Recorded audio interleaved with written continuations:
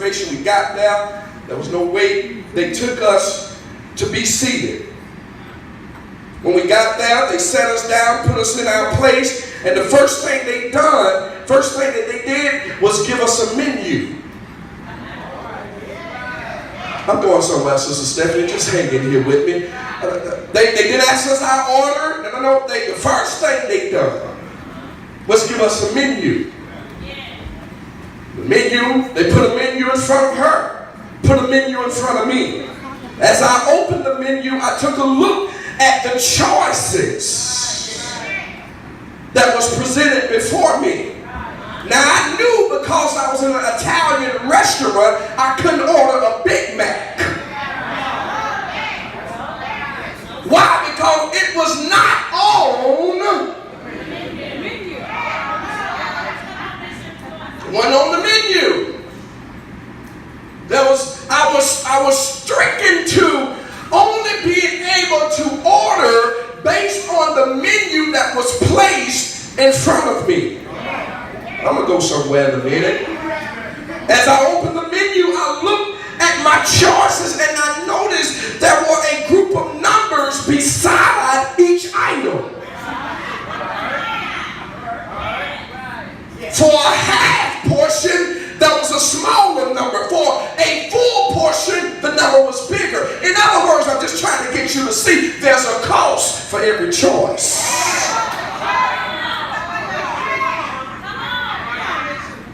Those numbers represented I could order whatever as long as I was willing to pay the price. Some of you are ordering things that you can't pay the price for. Then you try to look in there and find an excuse to get you out of paying your tab. It was cold, it was too hot, there was hair in it, it was something this, it was something that. But you made a decision to eat it. But you tell them that something's wrong with it, but then they look at your plate and see ain't nothing, there's no evidence that anything was ever on it.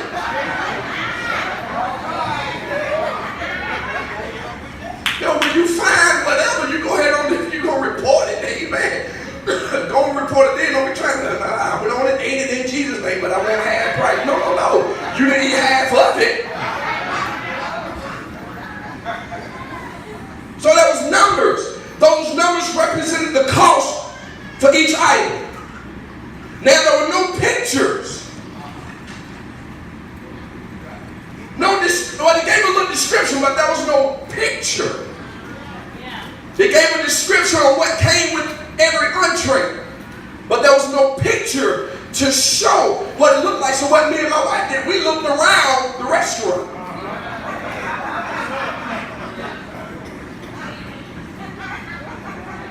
And as the waiter came, we would ask questions. Hey, now what that is right there? What that is right there? His name was Stephen. Stephen, what that is, player? And that was this, that, and the other. And one of them looked so good, that's what my wife ordered from what we saw. But my wife, she initially tried to find it by looking up the restaurant and looking for pictures on the website. What I did, I just read the details under each item. The detail said chicken. The detail said peppers. The detail said mushroom. I said, sound like something I'd eat. She was able to get hers off a picture. See, sometimes when you're going through things while you're in it, you don't see the whole picture. You don't see, oh man, I'm in the wrong church. You don't see the whole picture until you come out of it. Then you look back and say, I see why I had to go through. I wish I had the right church. This is a good point for you to look at somebody and say, look where the Lord has brought me from.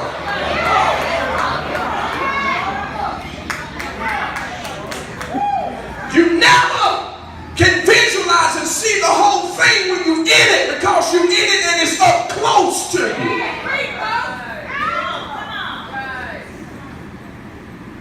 But if you learn to endure hardness as a good soldier, remember the race ain't to the swift, neither is the battle to the strong. The other writer picked it up and said, it's given to the one that endureth.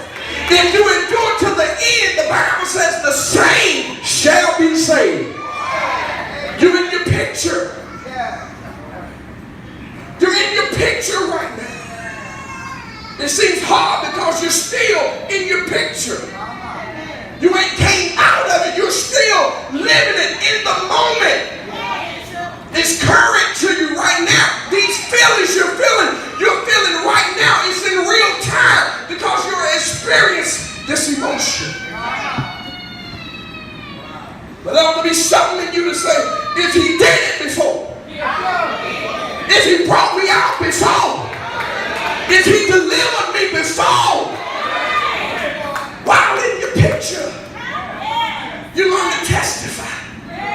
While going through your struggles, while going through your disappointment, while people have upset you, you learn to use what God has already done to help bring you through what you're going through now.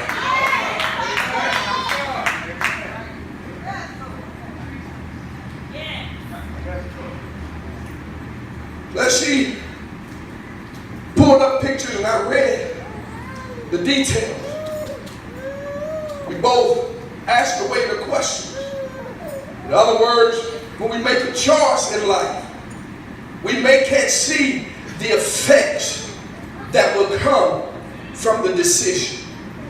And as good as that food was last night, as great as it was going down early this morning, amen. Early this morning, twice already, praise the Lord, and now back to where we are.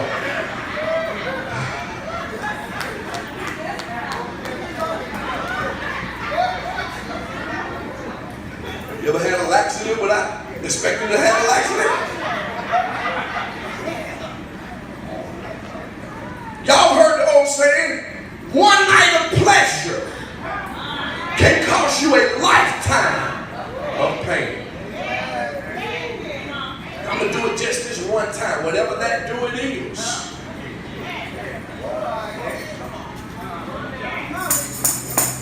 One night. Only for one night. One night, Brother Billy. A pleasure can produce a lifetime of pain. It may not hurt you physically, but every time you see it, you're reminded. Sometimes the worst abuse is not physical. It can be mental. See, if you get a person's mental, you got them. If you get the mind, why you think Jesus made it clear and said, let this mind? Because if you get the mind, the body automatically follows. Oh man, I'm in the wrong church. The body automatically follows where the mind goes. Y'all gonna make me show my yelling and pray today. Y'all got to excuse me already. Amen. Stuff ain't fit me like it used to. Praise the Lord. Keep praying. Keep praying. But you wonder why some folk in your life, or some of you in here, have been in a relationship that other folk will say, man, why are you still with them? Other folks that's outside the picture can look in and see stuff that you can't see. Why? Because you're part of the picture. He or she doing what they want, going what they want, saying what they want, acting the way they want, and here you is trying to be dedicated, like I think that's Fox 5, dedicated, determined, and dependable. Folks on the outside, why do you keep putting up with that? Girl, boy, he loved me, she loved me, or whatever it is. They can be knocking you upside your head, but you still stay right in there. Because you think that's love. Why? Because they have gotten your mental. And if they control your mental, watch this, this is going to bless you. That gives them the power to abuse your body.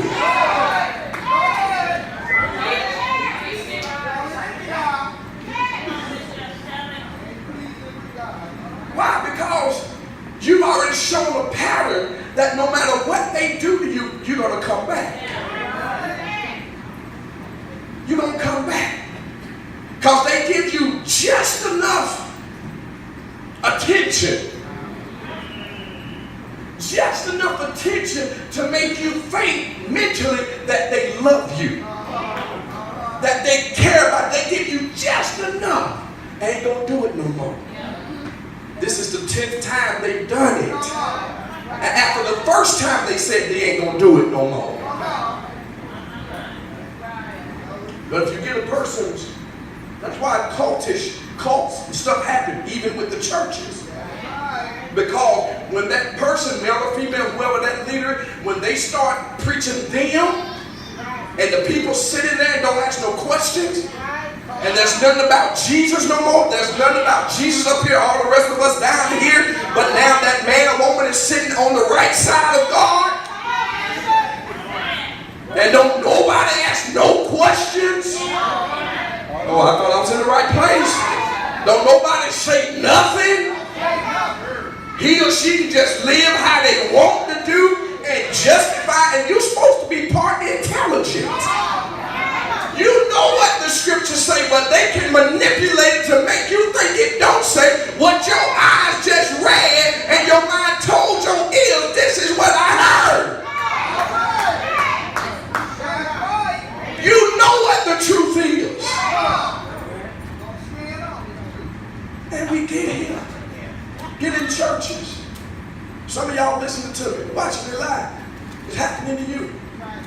You know what's going on is fine. But you want to sit back and not say nothing. Yes, you're just as guilty. And you know to do good and don't. When you know to bring correction, when you know to speak up, say something. Ask a question. Do something. Don't just, well, don't touch it. No, let's just pray. No. Watch as well as pray. I'm going to watch how you doing. Amen. I'm going to talk to you about the way. Amen. While I'm praying, I'm going to talk to you. Ain't going to be quiet. You can't get me with that. We'll be quiet. Just let it go. No, I ain't letting nothing go. We got to have a discussion about this. We need to come. The Bible says, come now, let us reason together. We need to find out what's going on. Not going to let you just up and keep promoting and keep doing what you're doing. Ain't nobody saying nothing. And everybody knows. See, we got messed up years ago because we knew stuff was going on, but then we wouldn't say nothing. Just leave it alone. Don't leave it alone. Somebody say something. In this church, I've been telling y'all for years, and I stand on it. Something ain't going right, especially sinful. Now, if it's just our emotions, we can talk, amen. But if it's something sinful, you don't support this ministry. Don't support me. I'm telling you, while I'm in my right mind. If you find out I got a girlfriend and a wife, y'all know right now my girlfriend is my wife. But if I get to tripping and get to slipping and tipping, going to the hotel, to get motel, looking for a hole that won't tell.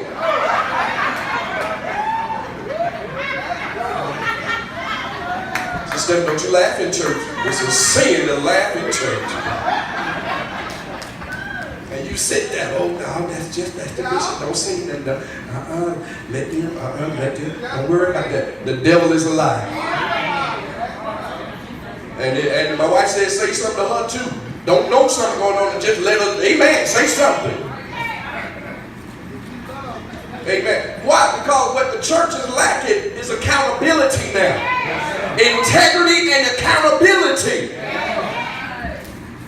That's why all these folk want to be under folk, and you under me, and ain't nobody subject to nothing. No. Negro, you want everybody under you. Who you under? Who you answering to?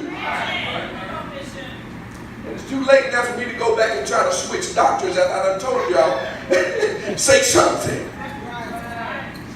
And if I don't want to hear it, definitely if it's in sin, you stop giving your money. You stop showing up. There's two ways the pew speaks to the pulpit when the pulpit don't want to listen. Stop giving your money. No more pastors ain't going to tell you this, but I'm telling you, it's too late. I can't take this stuff back now. Stop showing up. And you don't need to write him or her no letter, tell them why. They already know why, because they messed up. Paul, y'all know we said all the time, Paul said, follow me as I follow Christ. But you should be able to follow me home. You should be able to follow me to my job. I got co-workers that are members here because of the way I lead them on the job. All right, let me get back. That ain't what I'm preaching, Shane, but let me get back to it. Let's look at verse 38. I'm almost through here. I'm almost through. Now it came to pass as they went that he entered into a certain village, and a certain woman named Martha received him. He came into Bethany. A certain woman named Martha received him into her house. Now y'all know the history of Jesus, Martha, Mary, and Lazarus. They were friends. So you have to be careful. Watch this. Come on. With the spirit of familiarity, that's just Dorothy. That's just nails. No. You done got too comfortable. That's Mother Bird. That's Dad Bird. In other words, I think that was shouted low. Somebody said, put some respect on my name. That's just Omar. Wait a minute. I wasn't just Omar when I just had to come pray for you. Amen. When you called, you said bishop. You said pastor. Amen. In other words, don't get it twisted. Don't get so familiar with a person when you can't tell them the truth. My dad used to say, don't let nobody get so close to your bosom that you can't pull them out. And if you got somebody that claims to be a friend and they won't tell you when your stuff stink, they not a friend. Some of y'all just need to say, with friends like this, who need enemies? I want to be surrounded by folk, amen, that's going to hold me to the flame of Christ even when we're not in church. We got so familiar that we just share all the dirty secrets with each other. Looking at all the single ladies in the church. And here you are with them, you married. Looking at all the single men. And you met some of you looking at folk that's married and you're still married. And you know who to call. Who to entertain. Did you see that brother at church today? And they right with you. Yeah, I was wondering if I saw you checking him out. Girl, you danced extra hard today. Man, you shouting, you ain't shouting that hard. Yeah, man, I was trying to get noticed. I'm trying to get drafted.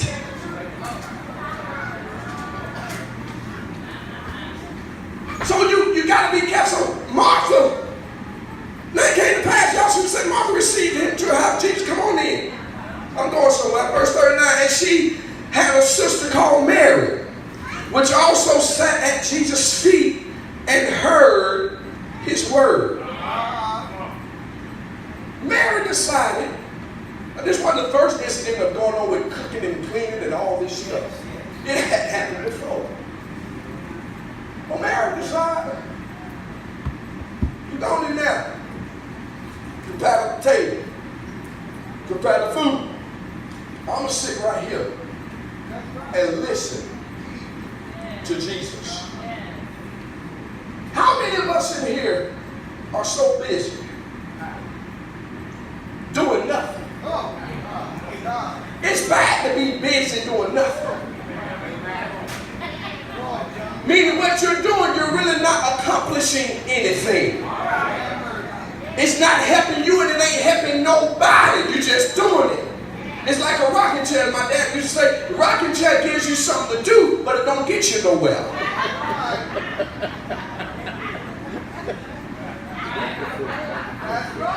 An hour later, you still rocking. At least if you're on a swing, you get to go higher. You get to feel the breeze. You get to go higher. Amen. But on the rocking chair, you're just rocking. 2 days later, your legs done went numb, but you yet rocking. You just...